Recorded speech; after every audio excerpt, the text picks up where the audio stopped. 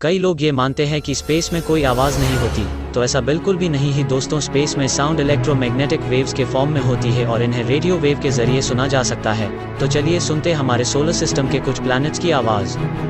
Number 1 sun. Number 2 Mercury.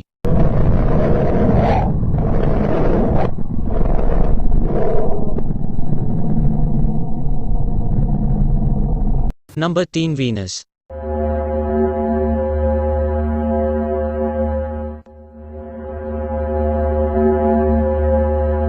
Number 4 Mars.